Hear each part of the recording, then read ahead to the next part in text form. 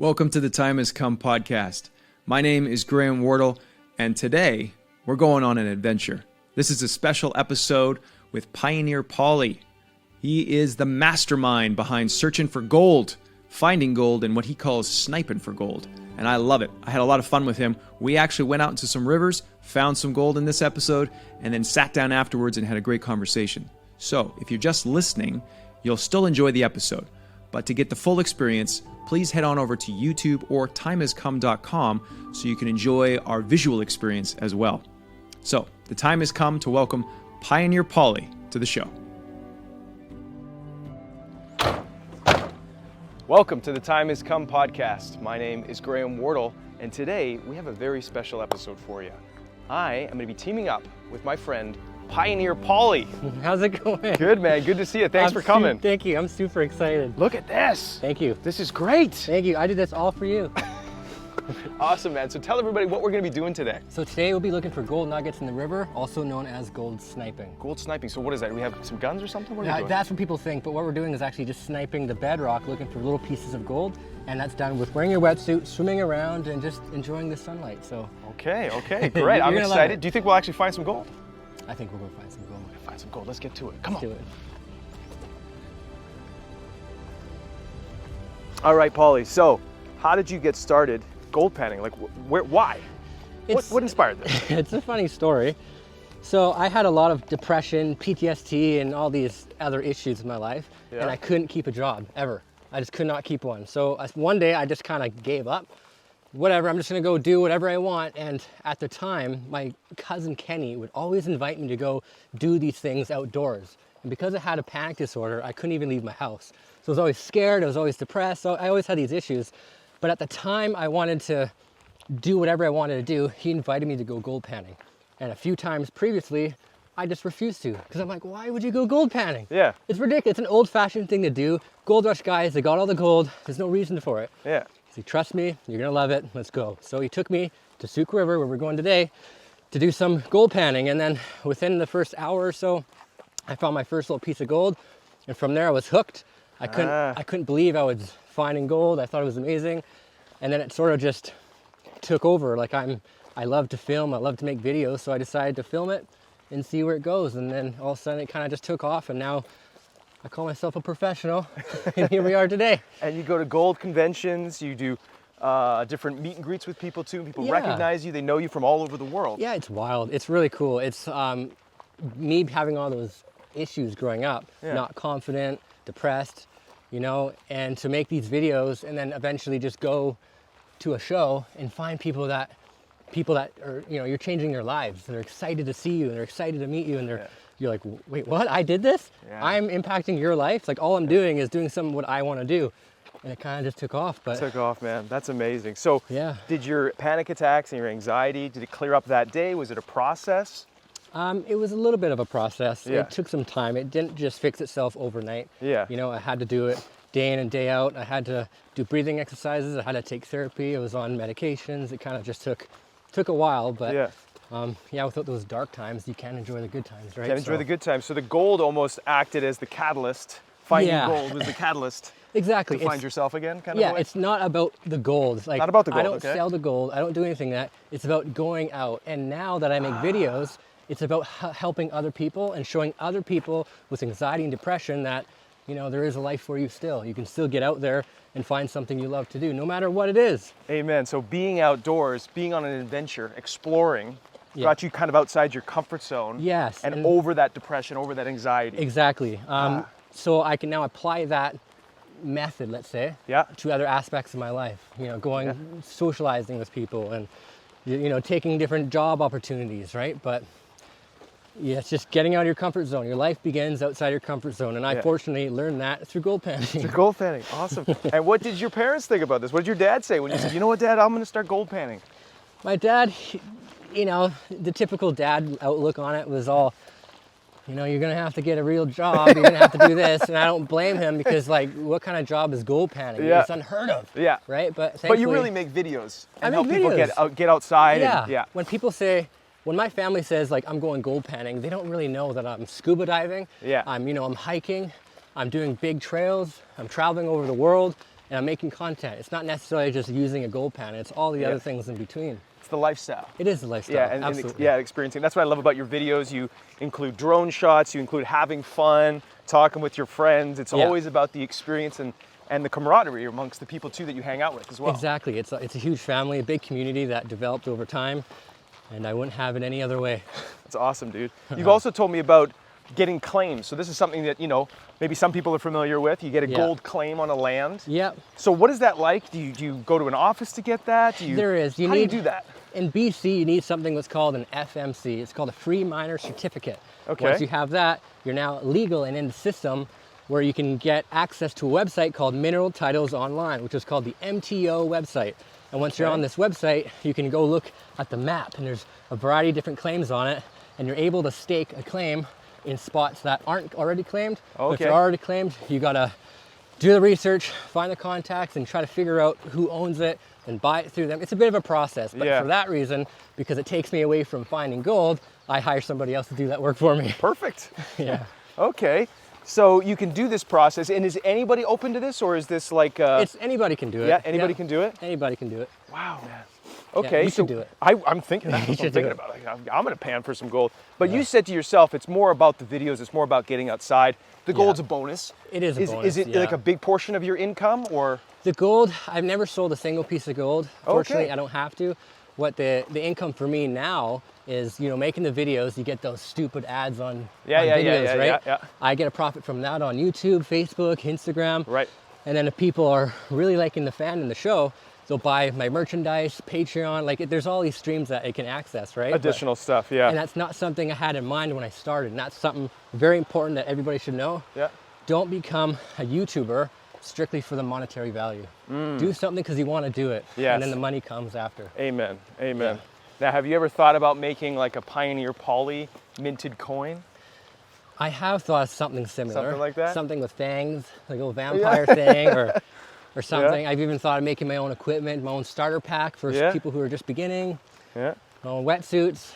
I even go my own shop where I could sell metal detectors, gold, and all sorts of stuff. But I mean, the world's my oyster. It's just because I don't have an editor right now, I'm doing all the editing, which takes up a lot of time. Yeah.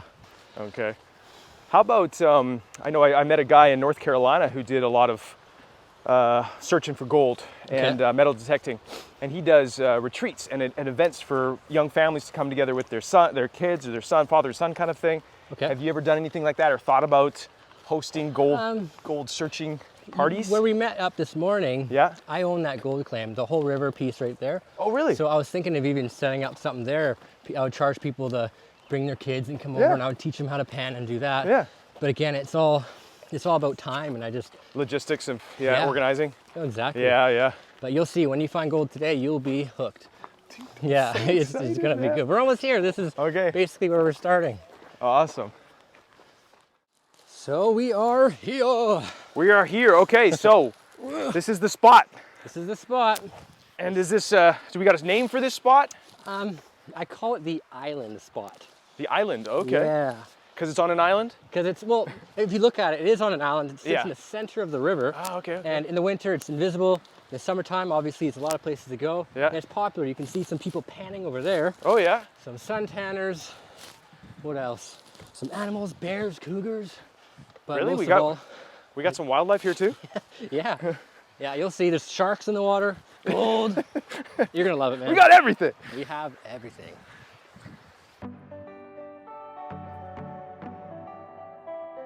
What I do is squeeze it.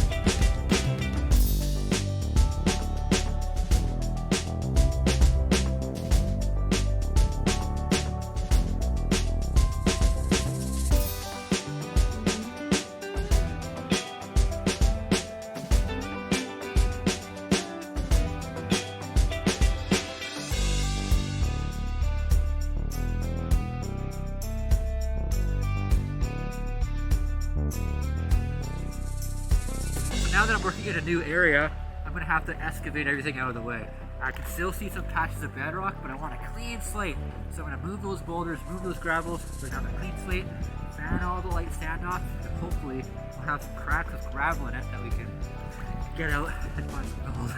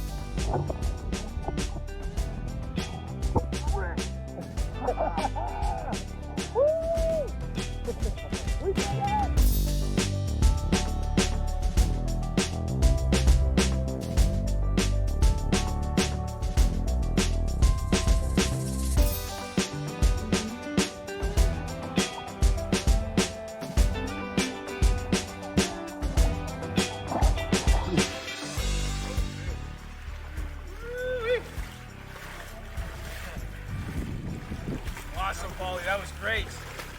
We can retire. We can retire. We each have a little piece of fly poop, and we're ready to go. Awesome, dude. Okay, well, thank you so much. That was great. No worries. Let's go sit down, dry off, and have a good conversation. I'm hungry. Yeah, and eat too. All right, everybody. Now we get to sit down, find out more about who Pauly is, and talk a bit about his personal life. I'm excited. Pauly, thanks for being here. Thanks for sitting down with me. No, my pleasure. I'm happy. Awesome, dude. Now, one of the questions I didn't ask you when we're out in the water, a lot of people, I've heard that they go to the bathroom in their suits. Is that really something that happens? Yeah. Yeah. I was doing it the whole time. I was actually doing little bits at a time to last the entire day. You just wad in it? You just kind of you're in like a marinate. You're in like a toilet. Yeah, absolutely. Yeah, I haven't done that yet, so that was something new, I guess. Yeah. You got to break in your wetsuit like that or something like that. Yeah, no, normally I don't do it, but like if I'm doing a long shoot or something, I will probably You got to go to the do it. bathroom. Yeah, What but are you then going to do? the downside to it is like if you don't rinse it out when you go home, you're going to notice Builds up it. a bit of a smell. You're gonna build it up, so you have to wash it. Yeah. Oh, man. Now, we talked about how you got into gold panning and stuff, but you also talked about some previous moments in your life with anxiety. How did you find that came about in your life? Back in the day, you said you struggled with depression and such. Yeah, I had a lot of depression. Well, my anxiety didn't hit me till, like, I was a gamer, right? So I played a lot of video games online, and I was always addicted to this Battlefield 2 game. Okay. So I'd wake up early in the morning, I'd drive down to my stepdad's place, just down the road, and then I'd play this game. And every day I was just nerding out playing that game. I remember one morning I didn't eat, I didn't sleep, so I had like no energy, and I was just like, I was exerting way too much energy for lack of sleep and no food. Yeah. And I was just really riding my bike really hard, and I was about to pass out, right? And I didn't know what that feeling was, but it like took over my mind. I was starting to feel weak. I started getting what I now know as a panic attack. Your heart's racing, and you just think you're dying. You can't get out of it. So I ended up getting home and just trying to rest it off. But ever since I like had a little nap and then woke up from that, is like I couldn't even leave my house, and it was like legit. Really? Like I couldn't leave my front door. I was like terrified. I couldn't explain it. My mom couldn't understand. She said, "Oh, you're just tired." It's like, no, this is a lot more scary than that. Like I just couldn't understand. So I'd fast forward maybe, I don't know, 6 months, and I was still doing it. Right now I have a toy to click. I was like pronounced like with autism. I developed an eating disorder. I couldn't do anything. I couldn't even eat like solids. So it was like, it really flipped my life, and I just started being like a recluse, scared. I didn't like talking to people, and that lasted a couple years. Then eventually I went through hypnotherapy several times, several different counselors and medications, and I was slowly able to like get to the end of my driveway and learn that. But it just took years and years to do that, but it was just through therapy and listening to motivational speakers and listeners and trying to like adapt what they were doing, right? But it took a long time to overcome that. But Did you have an understanding of what caused this for you, and did you work through that, or was it just breathing stuff and physiology? Like what got me through it? No, more so like what caused your these challenging panic attacks.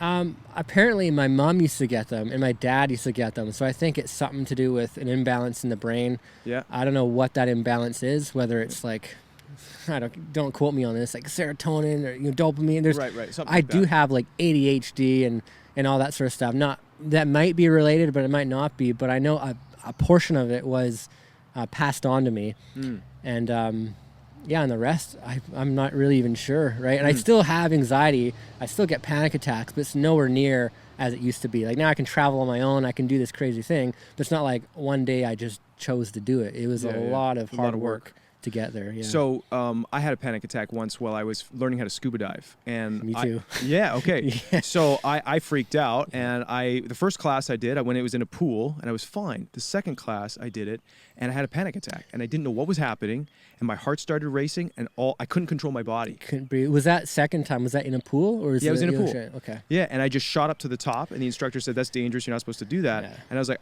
I couldn't control my body, and it kind of freaked me out. Yeah. And so when you have a panic attack, or when you feel that coming on now, what's your strategy to deal with that?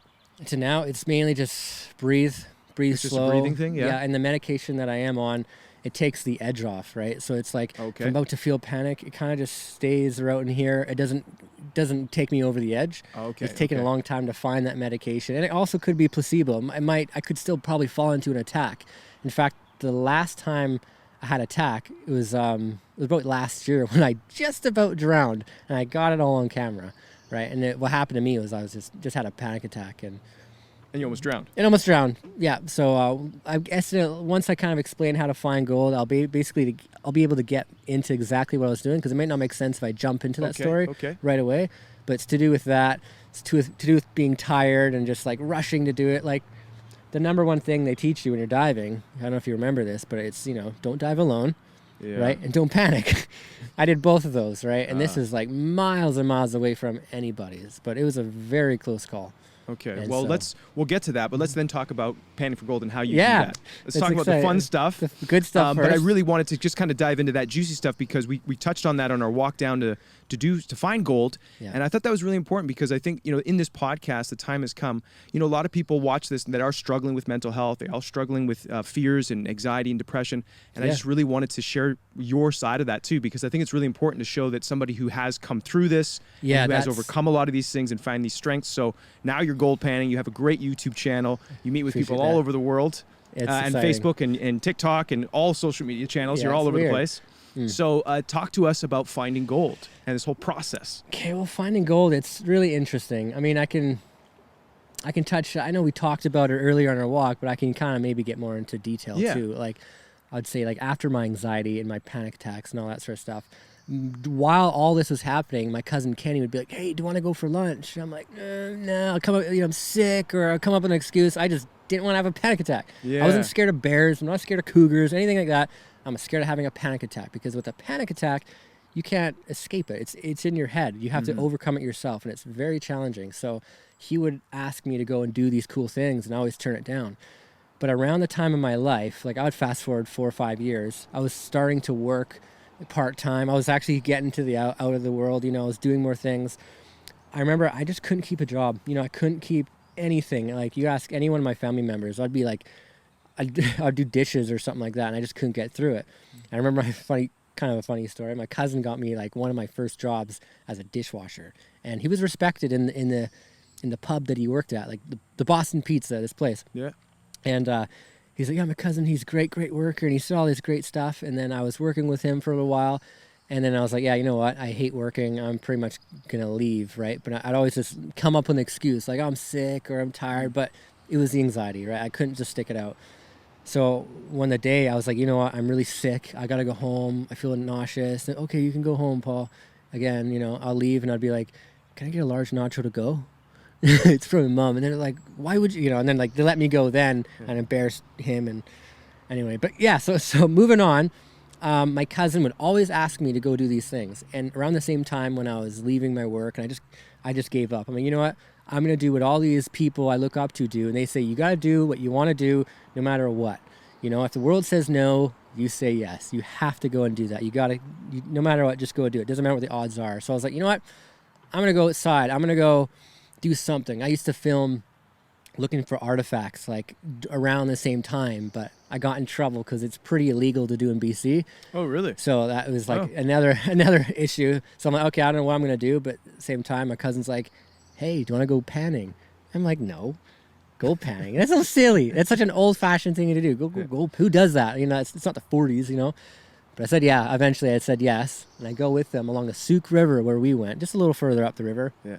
And then I go and I find my first piece of gold, and I don't know what it was. They say like when you find gold, you'll get gold fever. So I'm like, yeah, right. But it is something pretty fascinating to be digging in the dirt. Yeah. You see these trees, you see like just birds. You're just out in nature, and just a fan, and you find jewelry. Like you find bright gold. It's not like it's a color and you got to wash it. Yeah. It's literally gold. Yeah. You know, it's real money. It's you know, and then you find it for the first time, and you're like, I can do this. Like, you know, so once I got addicted to that, I started borrowing his gold pans. I started going out, and slowly what ended up happening was I was forgetting about me. I was forgetting about my anxiety. I was just like, I just want to go and find gold. And I'm filming it at the same time, I didn't mention. So my first video was like, oh, I'm out here finding gold. I first wore a face mask. I didn't want anyone to see my face because, you know, anxiety, self-conscious, PTSD.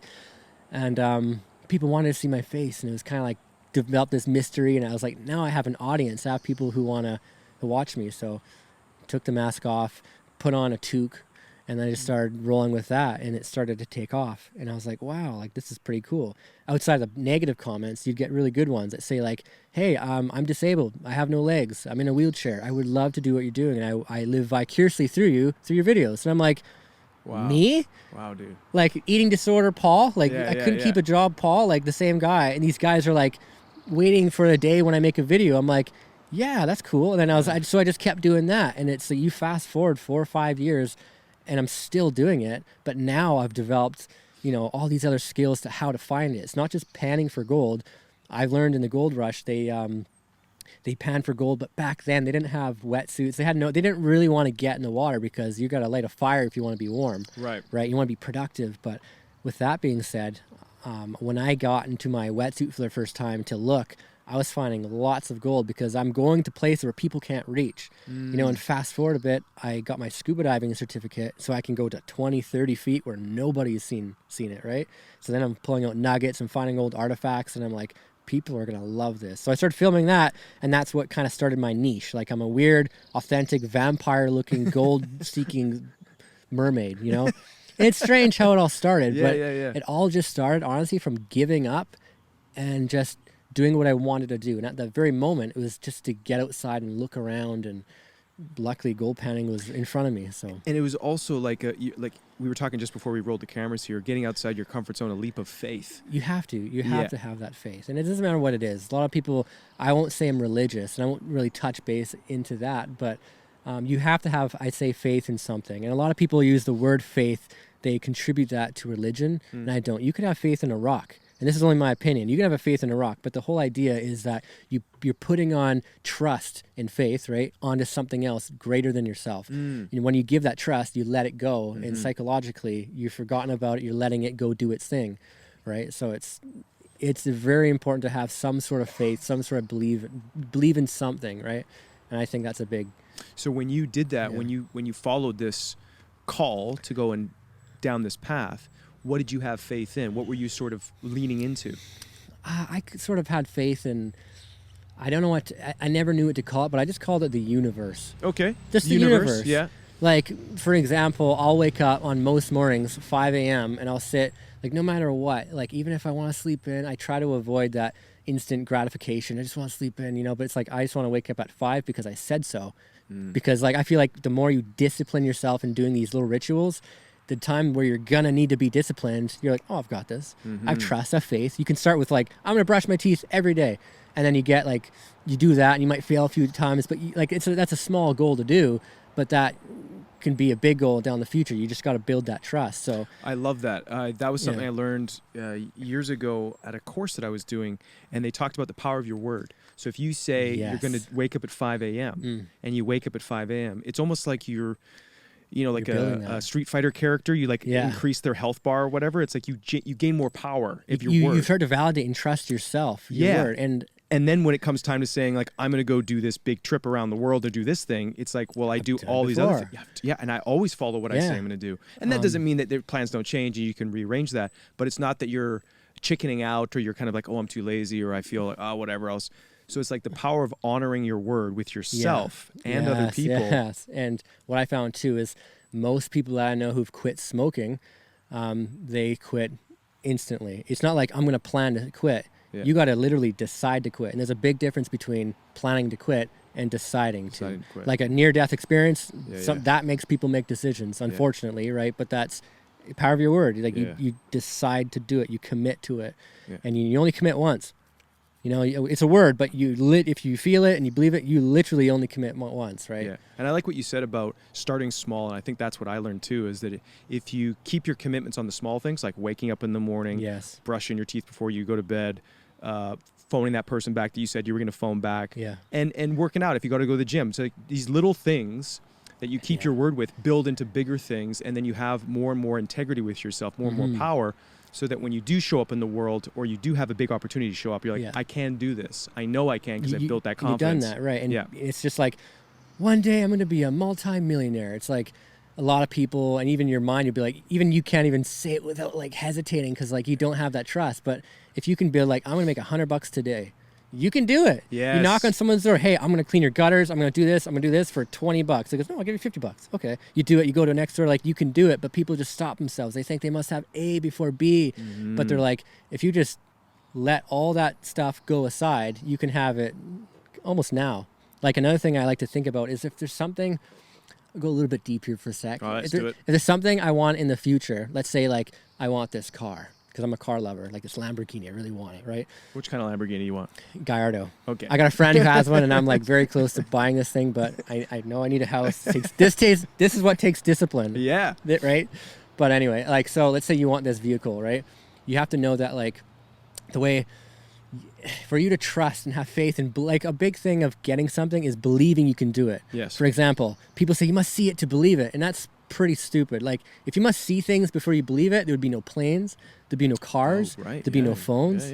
Isn't it seeing it in your mind, though? You have to see it in your mind. You have to believe you have it, right? And then you can do the work, and then it happens. It's just like, that's what motivation is all about, right? But for my example, like if there's something I want in the future, how I believe and how I get into that moment, I'll think about, I'm like, you know what? There's no such thing as time. It's literally just counting and remembering. That, with that being said, dinosaurs existed today. You know, it doesn't, just because the sun, or just because you move around the sun, you know, everything moves around and it gets dark and it gets light again, it doesn't define a calendar day. That's just made up. So if you think about that, dinosaurs existed hours ago. But even saying that, it's all exists in the same plane. It's in the present moment, but... Yeah, so it's the same thing as the future, right? So if there's anything you want, it literally exists right now. The car you want, it's parked right now. So if you start to develop that, you start to see, wow, whatever I want in the future exists right now. And you realize that you can have it because it literally exists.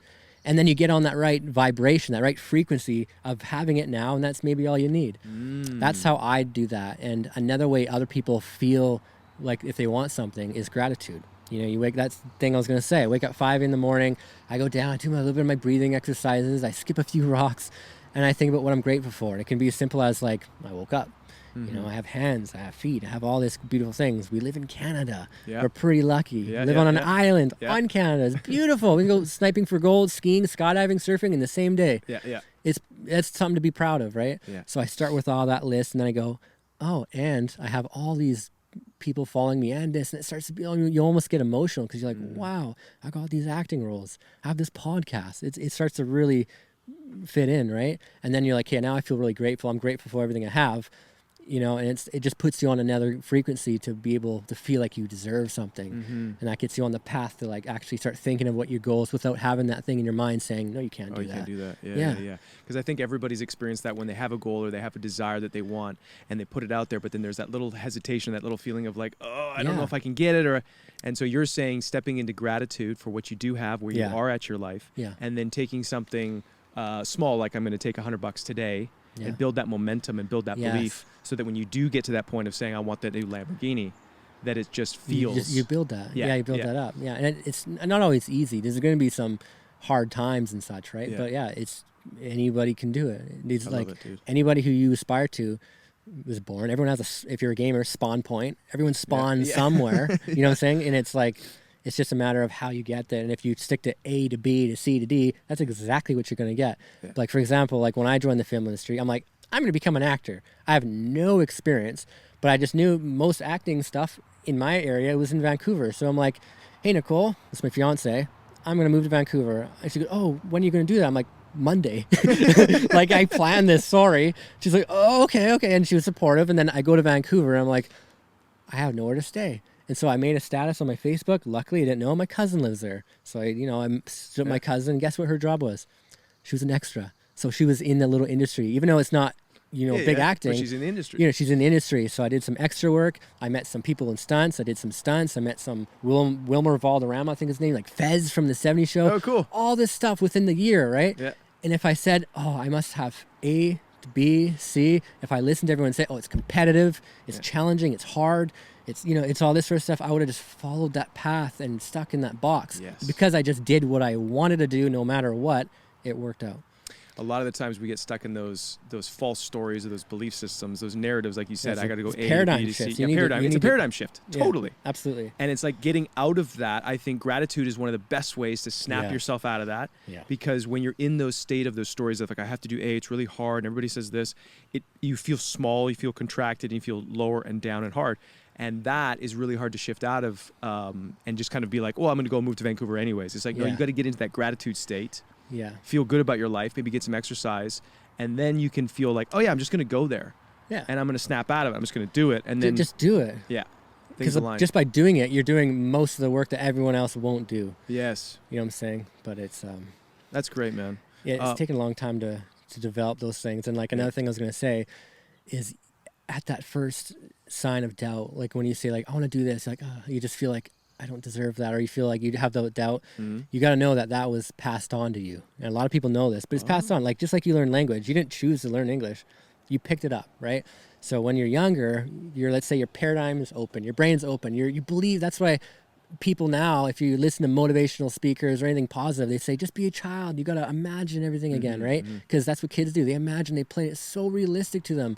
If you play a game with a kid and they lose, they'll cry because it's such a big deal, right? And what I was saying is, look, when you're younger, you're so much more open to take that criticism. Like, the way I can explain it is, when I was younger, like, I was bullied a lot, right? And even though I didn't care, I didn't pay attention, but I was bullied. When I got older, I was wondering where my confidence went. And so I started to question that. And it wasn't fast. I wrote everything down. You see counselors, and you try to pinpoint where this negative stuff comes from. And then you finally find the answer. It's because I was picked on as a kid. There's a guy named, I don't want to name him on here now because I'm not like that, but he'd say all this negative stuff about me. And then I'm like, wow, like that's where that came from. So why did he say that? And then I looked into his life and it's like, well, he's obviously insecure. He probably I knew he was getting beaten by his dad. So there's obviously, it's not his fault either, but he's just passing that on. And I took that weight and I grew up as an adult with that. So once I understood that weight was now gone. And I'm like, well, now I know I'm not an idiot. I know I'm not stupid, and that just cleared that thing, slate out of the way, and now I continued. So the same thing can be applied with how you believe about yourself, not only with like bullies and stuff like that, but like if you listen and watch the news all the time, you're gonna feel depressed because they profit off of what people are gonna watch, and people unfortunately are gonna watch a lot of positive, nice things. People aren't gonna want to like listen to things when there's a plane flying overhead. You know what I'm saying? Yeah. But what I do now is I listen to no music. It's hard. It takes discipline. You don't listen to any music? I haven't listened to music in a while, and it's on purpose. All I listen to now is like podcasts, motivational speakers, motivational thinkers, success stories, all that stuff. And even if you're not paying attention, you're just driving, you start to remember the quotes, you start to remember all this stuff, and it's all subconscious, right? And then once you go into the workforce, for example, you're just kind of like, people are bullying you, like, oh, that guy's insecure, oh, that guy doesn't know what he's doing, that guy's lost. And you become, I don't know if you can swear on here, but there's a word I like to use. Maybe I won't say it. Go ahead. Unfuckwithable. Okay. Unfuckwithable, right? Words come at you, and then they just bounce off. Just because you force yourself to believe all those other things. But that's a grounded rootedness and sort of a confidence in yourself that comes from not needing others' approval. Yeah. Yes? Yeah. Yeah, because a lot of people kind of go out about their lives looking for approval, looking for acceptance, hoping you don't upset somebody, you're people pleasers. Yeah, you got to be selfish. And by being selfish, you're not being selfish. That's how I look at it. Well, you're taking care of yourself. It's selfish if I were to tell you, hey man, don't do that. It's competitive and I think you should get this job. Like a parent, that's selfish. Yeah. But it's to take care of your own life and take responsibility of how you feel about yourself so you can make the world a better place and help people. That's not selfish. Yeah. It might look selfish. That's because they want, they say like negative people attract negative people, right? Being alone, they like company. Like losers like company. That's what I like to say. So it's like I don't say they're losers, like they're just not aware. Yeah, they're just not at that point in their journey exactly. yet. But I say be the bully, be selfish. It doesn't make you a bad person. When you say be the bully, some people probably misinterpret that. What do you mean by be the bully? Be the bully. Like for instance, I was always I kind of am still a people pleaser. Like I'll be like, I had an ex-girlfriend, right? And I was in this relationship, but I liked this person and then that person. I was trying to please everybody. And by pleasing everybody, I'm on all these boats. I'm on all these ships, right? I'm balancing on all these rocky ships. And it's not until you like separate yourself from everybody where you can swim away, where you can actually see everything, right? So I don't know if that really makes sense, but like you're taking space for yourself, coming back to yourself. But what do you mean by bully? Bully, like, is that the right word? It almost is the right word, only because I just mean be aggressive. Not aggressive like angry and negative, like aggressive with like if you're a people pleaser and you're always pleasing people, you're being nice, you're impassive, you're compromising your own feelings and love for other people. You're trying to make them like I rather someone bully me, like make fun of me, than they make fun of somebody else. But it's time for you to be the bully and stick up for yourself. Be the person like. For example, if you're being selfish and you're taking over your dream, you're going to look mean. You're going to look like the bully. You're going to look like that, right? But what I mean by be the bully is be the bigger person, Okay, and it's like kind of like take charge. Take charge of it, yeah. Take charge. Don't, like... Confidence, take charge. It's really hard to explain. Yeah. But I think I can feel what you're saying is don't be a pushover. Don't be a pushover. You got to be aggressive. There's a nice way to do it too, right? Yeah. But like if someone's... I don't know I'm really trying to put it into words, but I've been using that word for a long time. So when I say it, it has the meaning for me. Yes. So it's hard to like kind of like rewind and put it back, but it's not you're bullying others. No, to get what you want. Definitely not. Because that's what most people associate bullying with is you're kind of like targeting somebody. But I get the sense of it's more of like be the bull rather. Be the bull. There we go. Be the bull. Same thing. Same right? thing. Okay. Different word. It's funny how words will associate things with certain words. And I agree, the word bully is a bit harsh. Yeah, well, because most people have the association that you're targeting somebody to get pleasure out of attacking them or whatever, right? So, but yeah, the bull. So be the bull in your life and don't be passive and have strong boundaries with... Yes, you need to know your boundaries. You need to know... There's another word I'm looking for. I have not conditions, but your values. Okay. You need to know your values, and you don't compromise your values. Now, in a relationship, sometimes your values will get compromised, right? You got to give and you got to take just to make a team and go do certain things.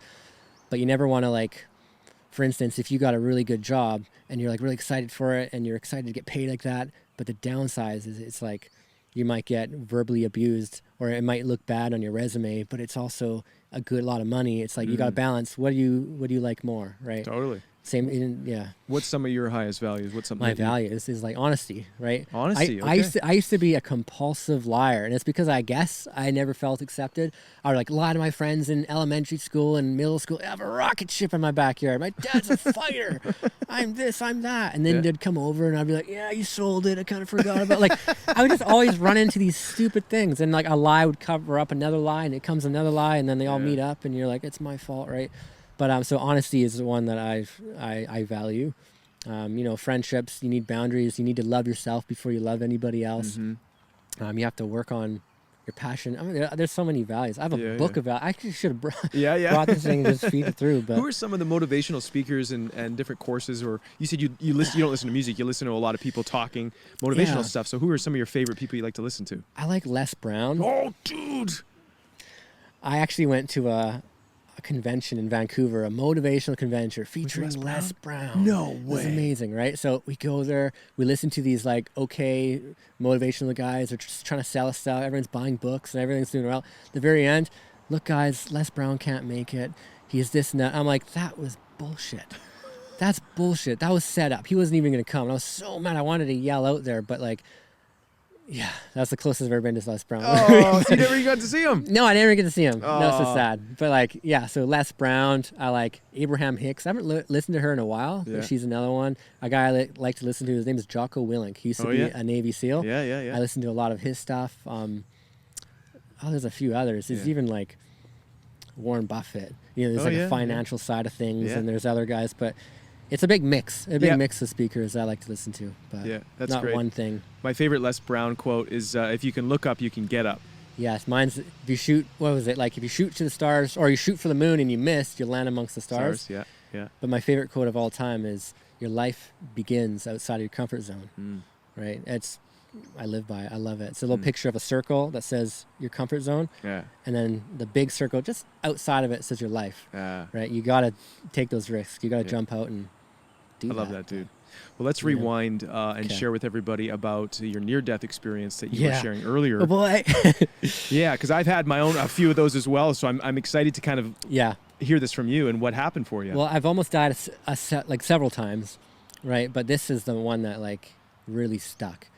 So when you're sniping for gold is heavy, right? It's going to be on the bedrock, and you're going to be sinking down there. And what I like to do when I was scuba diving, the only reason why I got scuba dive certified through Patty was so I can go to these rivers and find gold deeper, so I can stay down longer. I have to keep holding my breath and bouncing back up. I can just stay down there and work. So what I would do is I'd overweight myself, so I'd sink, right? So I'd it's okay because the current's is blowing you around, right? So what I like to do is I would overweight myself, have all my tools, just have all this gear, right? And the river would go like this in the U. There's like the bank, and then you go down into where the center of the river is, and then you go up. So I'd find these cracks and crevices, and I would weight myself.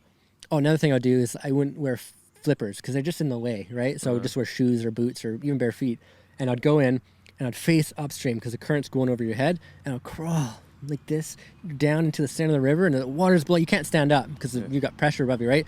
I'd sit there and I'd work. I'd follow a crevice, I'd work, and then if I need my camera, I'd go up this way, get my camera, come down, suck up the gold, and this is just what I always did. And I found actually a really decent crack to find gold, and I was like working down in it. I was coming down. I remember that morning I was like super tired, just like I didn't have anyone to dive with. I was by myself. It was early in the morning. I'm like, I don't know if I should be out today. It's just tired, and you shouldn't dive when you're tired, not feeling well. Anyways, ignored all those signs, and I went in, and I was crawling down in this crack. And there's plenty of things you could do in an emergency, right? You could, like when you're diving, if you need to come up to surface, you can drop your weights. There's usually a weight belt, something like that. If you lose your regulator, you can grab your spare. You could take your vest off. You could swim to the top. You could stay calm, all that sort of stuff. What happened to me was, I forget why, but I looked up and I lost my regulator. Not really a big deal. I'm 15 feet deep, right in a current. Lost the regulator, and then I just froze. So I didn't like, oh, okay, I'll go get this. I just lost it. I think water got in my mask, and I was just like, oh shit, I gotta get out. So I stood up. And then when I stood up, I started just flailing, losing gear, and I was like, okay, I gotta swim to the top, but I'm wearing like 50 pounds of weight. You can't just swim up. Even if you fill your BCD, you're not fully buoyant, but you're enough to kind of get yourself out of there, right? And in this particular moment, this particular time, I decided to wear fins, like flippers, right? Because my goal was to go and mine down here, and I was going to go further down behind me into the deep pool. It's like 60 feet in the river, right? And I had my fins on because I didn't want to go out and put them on and do all that stuff. So I left them on. So in this moment, I started panicking, and I was screaming. I was just trying to get to the surface, but I couldn't see. There's water in my mask, and I just started screaming my head off. My mask comes off. You were screaming underwater. Man, I was panicking. Like my heart was racing, man. I'm like, look at me, I'm shaking. It was like I relived this, right? But it's like, how do I even explain it, man? It was like, I'm trying to stay calm. Stay calm. I'm trying to laugh my way through it. But like, there is a moment where you see.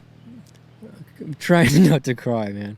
But there's a moment, right, where you see, not light, but it's like, I apologize to my whole family, right? I like apologize to my fiance, my mom, my dad. Just like, it's funny because I always tell the story, right? And I don't ever. Well, because it's real, dude. And this is the deepest stuff, is when you actually, that's why I wanted to ask you about this, is because when you can really dive into this and share this with people. No pun intended. It brings you a new appreciation and a sacredness to your life that you never had before. Yeah. And I appreciate you diving back into the story. Hey man, I use that metaphor. it's for a good cause, right? Yeah. But so like in that moment, it was like, it's like when they say my life flashed before my eyes. I want to break that down from my experience, right? In a split second, it was like I apologized to my fiance, my mom, my dad, everyone I cared about, and they forgave me, and I let it go. And the moment I let go, it was like, you accept, that's accepting death. Yes. I accepted and I relaxed.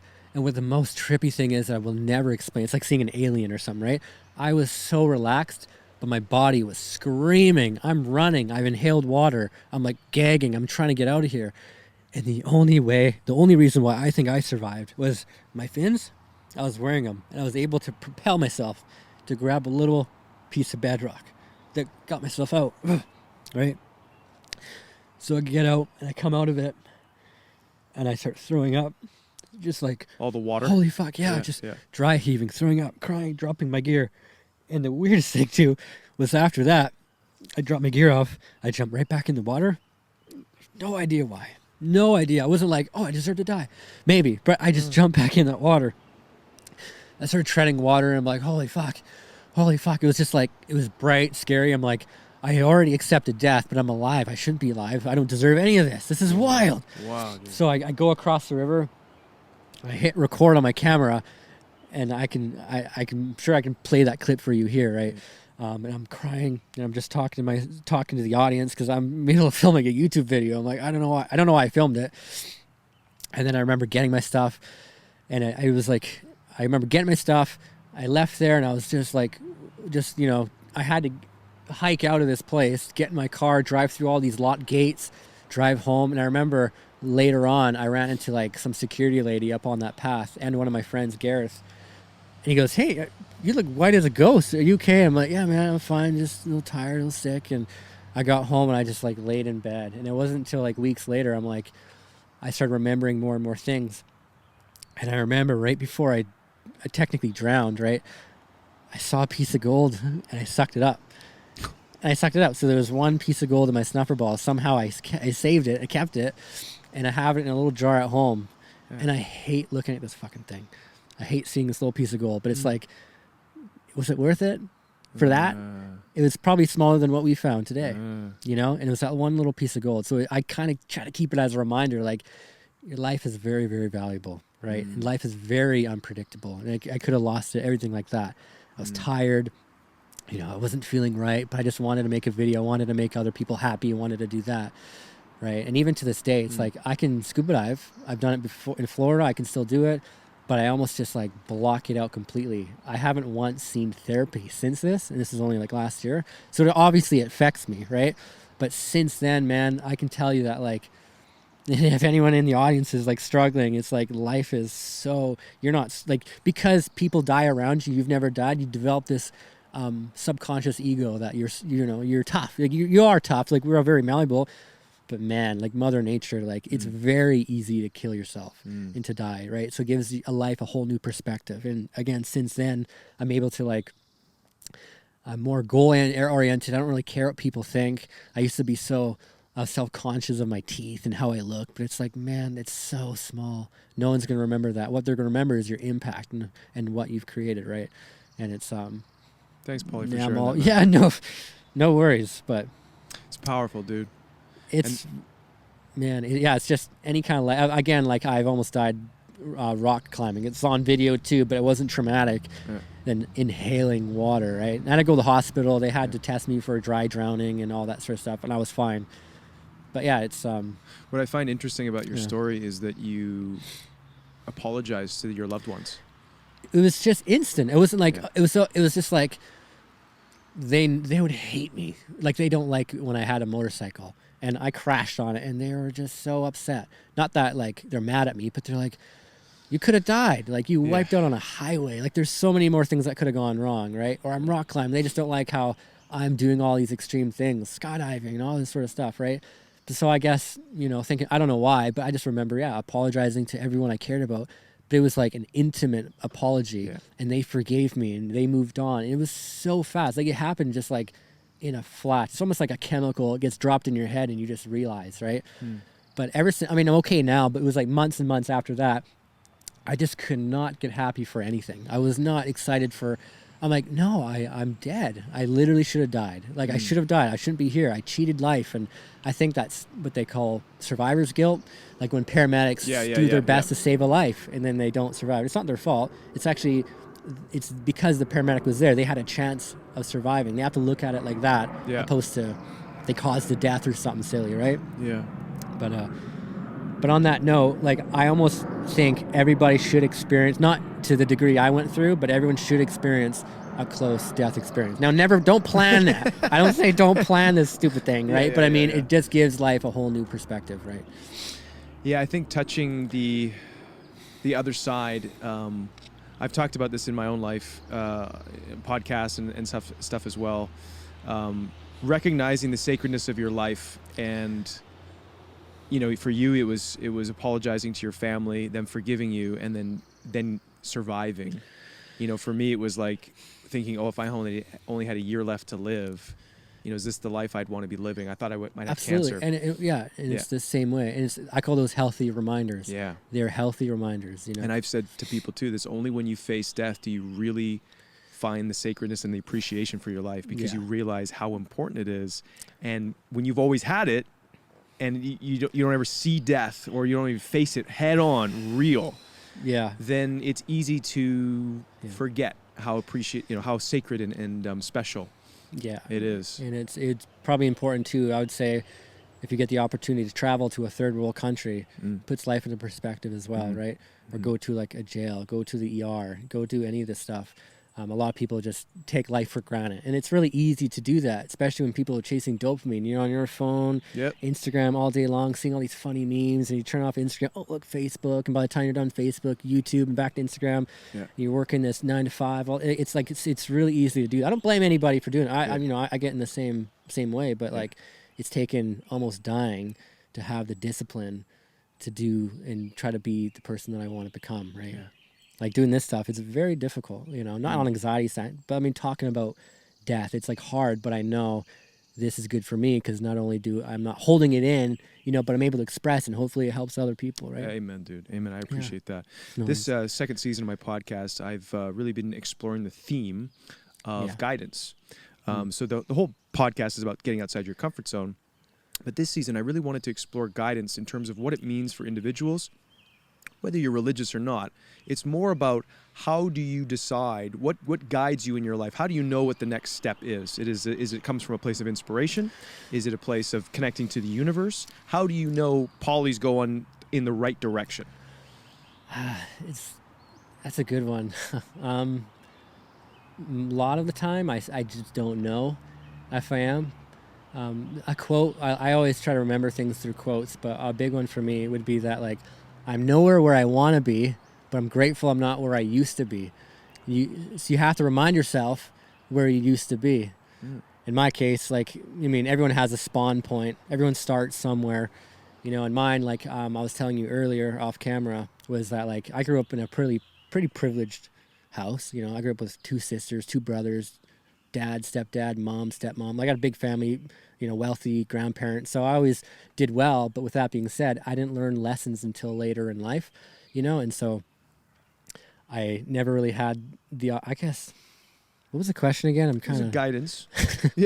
Just how you experience guidance. How do you know you're on the right track? On the right track. And like, let's say, like for this opportunity to come do a podcast, like you were like, okay, let's do it. We've been trying to do this for a long time. Waiting for the right day. But like, let's say someone gives you an opportunity and you're like, I don't really feel like that's... It's not on the path? Yeah, it's on the path. Like, how do you know? Because the reason I'm asking this is because when people get outside their comfort zone, a lot of the questions that I get, people ask me is like, I don't know if this is the way I should be going. I don't know if this is the thing that I should be doing. How do I know it's the right way? I think you almost need to be clear on what you want. You don't have to know what the path, because the path isn't up to us. Like how I got to where I am today, there is no book to how to do it. Right? There's no how to dummies, how to do that. It was just kind of like you do what you want to do in that moment, and everything kind of unfolds, right? But yeah, It unfolds as you go, so it's like a one step at a time. It does unfold how you go. There's something I was going to say but I'm trying to, I guess, word it in the right way and kind of remember what it was. Just the drowning thing threw me off a little bit. But to find guidance for myself is kind of to remind myself where I came from and all that. And like the bad times, just to have contrast of the good stuff. But also, like I use a lot of visuals, and I think that's something associated with ADHD. Like, I need a visual cue. I have what's called a vision board, if you know what that is. Yeah. So for those of you who don't know, it's a board that you cut out, and you have pictures of like Lamborghini, happy family. You have all the stuff that you want, and it gets you on that mode and all that. So I always have general directions and goals that I want to meet, but they always change. And I think what I was going to say too, which is beautiful, is that the way I look at it is you will probably never know exactly what you want. And there's a point. It's almost like saying there's no real point to life, because the whole goal is to try to figure that out all the time and try to keep moving and because that gets you moving. The point of life is to live it. It's not to get there, because once you get there, you're going to be depressed. You want to keep going. You want to keep growing. And so you're never really sure where you're going. But the whole idea is to like have a goal, be positive, and try to work towards that goal. And the goal might change a lot. But while you're chasing these goals and you're staying positive and hanging with positive people, you're going to look behind you and be like, I've accomplished a lot. Yeah. I'm making this, I'm making that. And then you dig open your old vision boards and you're like, I've done that, I've done that, I've done that, I've done that. There's no real path you go to. Yeah. And it is kind of depressing thing. There's no real meaning to life. And it's individual. Man, you might have a meaning. Yeah. I don't have like a general meaning to life. I kind of just think we're just here to live. That's why it's so important to live in the moment and not worry about the past, not worry about the future. There is no past, there is no future. It's all in the moment. I like this. And do that, right? And yeah. Awesome. Okay. Hard to answer. It's a hard right? question, but this is why I asked it, because I'm really curious to explore it with people, how they determine where they're going in life. A lot of people will have an idea, a story in their mind of like, oh, now I have a family, now I do this, now I do that, now I do this. And it's like you said, sometimes you get to this point and you're like, actually, it's over here now. Like, now I'm over here. And I was going to say, it's hard to know that. Like, a lot of people, most people must have a 9-to-5 job, a house, a dog, a cat, a wife, a white picket fence, whatever, right? Yeah. And they were passed on by their parents to do this. And so their goals might be just subjective. I need to have a career. I need to follow this job and then become the manager and do this, right? But for me, it's different because I never had guidance. It's just kind of been random. I've been random. I've kind of just been doing my own thing all the time. Call me weird, call me crazy, but it worked out and it's working out. And at the end of the day, if I'm not making money, I'm not making any of those things, I'm way happier working for myself and doing my own thing than anybody else. Ask any, I don't like saying this word, but hippie who's living on their own in the bush, whatever, they're generally pretty happy, right? And again, that's another part of life. But I guess to answer your question, it depends who you ask and who or where they came from, right? But what I was going to say about being privileged and all that was like, because it was related to like, I'm happy, like I'm nowhere where I want to be, but I'm grateful I'm not where I used to be. My whole point of saying that too is to say like, I also came from a bad part, but I was also privileged. So it doesn't matter where you've come from. You still have contrast, but like, yeah, I mean, I was abused growing up, PTSD. I had an abusive stepdad, complete asshole, right? And I didn't learn this. And even now, like my family defends the guy. They defend him like, oh no, he's just nice. You're just overwhelmed. I'm like, no, man, like he made my life really, really hard, right? And it's only me that recognized that this person was like a narcissist and he had all these issues. It's me who's moving on, and they think they've moved on and they're friends, but they're not. They're still looped into this thing. So it's like something that, I'm proud of learning on my own. Yeah. And doing. You've overcome that, and it's taught you a lot, I'm assuming. Yeah, that has a lot. Who you are. Yeah, exactly. Yeah. It has a lot to do with how I've become the bull. Yes. I say. I love that. You know what I'm saying? Pauly, I ask everybody on my podcast a fun question at the end of the episode.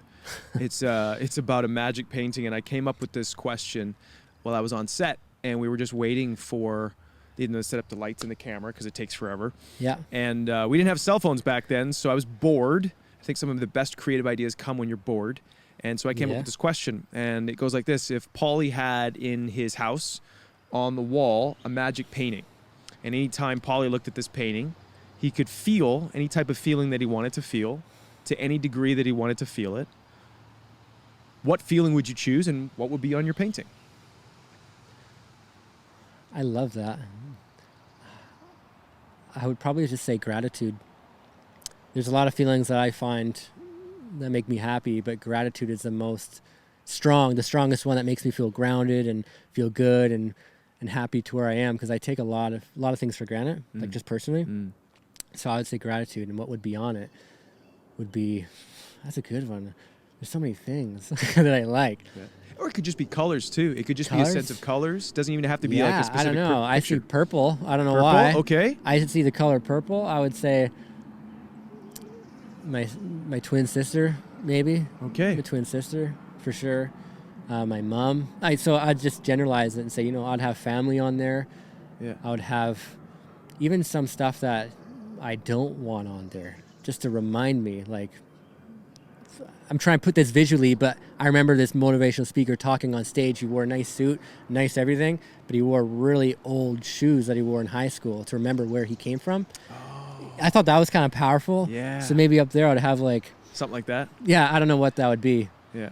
Like maybe like a wooden spoon where I used to get hit. I got a wooden spoon too when I was a kid. Nice. Yeah, I don't know. That's a hard one to answer, but I would just say generalize it, gratitude. Just family. I love it. What I like to ask people, just to dive a bit more into gratitude, because what I find is that as we talk about your specific flavor or style of gratitude, it really kind of comes alive. So if someone had never felt this type of gratitude that you feel when you look at your painting, how would you explain it to them? Or what does it feel like in your body? It feels like you deserve what you have and what's coming. Like you're worth it. You deserve something. Like the way I feel is like the moment I feel gratitude. That's a cool question too. The moment I feel like gratitude, it feels like I deserve it. I belong. I'm supposed to be here. I'm meant to go do something, and I'm very happy with what I've accomplished. And whatever I get in the future is a bonus. I'm not saying you're content. It's good to be chasing and seeking things, right? But I'd say that you deserve more. You deserve to have what you have, and you deserve more. That's what it kind of feels like. Yeah, and so you're saying in your body. Tell me about what it feels like in your body. You just feel it up in your cheeks. You feel it. It's almost like the butterfly feeling where you feel loved. Like love's a very powerful emotion too. Yeah. Like when you first meet somebody and you first lay eyes and there's like a connection, you just feel warm. It's like that. It's like that. So butterflies in your chest. It's like butterflies, happy, tight in your face. You're like smiling. You're the uplifted. universe is looking at you. Okay. Like, or God is looking at you. Like you're being noticed. Wow. That's how I feel. It's weird. I love that. That's great. Yeah. And I thank you for sharing that. Every time I ask somebody this question, the way you explain gratitude is it's different, much different than how I would explain how I feel about gratitude. Right. So that's why I really wanted to get your flavor of it, because that Vanilla. to me, now I can feel that in my life. I'm like, it's a sense of deserving and being appreciative and grounded in what you've been blessed with. I was going to just mention quickly too, that English is a relatively new language. So there's not a lot of words that describe certain feelings. And if you were to speak this in like Chinese or Japanese, they usually have a word quickly to pick it up. But for us, we have to look up a lot and like, what does it feel? Because we don't really have that word for it, right? Yeah. But I think feeling wanted and looked at is a good way to represent that. I love that, Pauly. Is there anything else you'd like to share with people before we wrap up, or any messages that you'd like to send out there? I say try it for 1 week, replace all music with motivational speakers, positive messages, affirmations. People say affirmations don't work, but you learned a language, it's the same thing. Yeah. Anything you hear, it gets to you subconsciously. Replace it for 1 week. In fact, I challenge the audience to do that. Okay, there's a challenge. Challenge 1 week of that. And just discipline yourself to cut out the music, cut out the radio, cut out any of that stuff. I don't even watch really TV, but just replace it with positive stuff and just give feedback on how it makes you feel. I love that. I love that. Now, if people want to see more of your content, I'll put all your links below, but is there a specific site you want to direct people to? You have a website? I have pioneerpauly.com is one. I'm still trying to develop that, but mainly just YouTube. Yeah. YouTube, Facebook, Instagram. I barely post on TikTok, but I mean, people seem to like it. Yeah. Especially the crystal stuff. But and if you do want to check out that drowning video, it's on YouTube. Yeah. You just gotta scroll for it. I don't like looking for it, but it's there. Yeah. Awesome, Pauly. Well, thank you. Yeah, thank you, man. I appreciate it. That was great, It was a fun time. Appreciate it. Okay, guys. We'll see you next time. All the best. Well, that's it, my friends. I hope you enjoyed this episode. I had a lot of fun jumping in the river and searching for gold, finding gold. I didn't think we were going to find gold, but we did. Thanks to Pioneer Pauly, of course. It helps, if you have an expert beside you, showing you where to look and whatnot. Thank you, Pioneer Pauly, for coming on the show, for making the time, for going on an adventure, for sharing more about who you are as a person, what drives you and keeps you moving forward. I look forward to seeing you again soon, my friend. I want to thank Kerry James for producing this episode, for doing the camera work on this episode, for also doing the live edit of this episode and the sit-down interview. That was fantastic, sir. Thank you so much for your contribution. Speaking of contributions, I want to thank all the members of timehascome.com, the founders and the regular members who are making this show possible. Thank you so much for enabling me to do what I love. Many continued blessings to all of you. Thank you, thank you, thank you.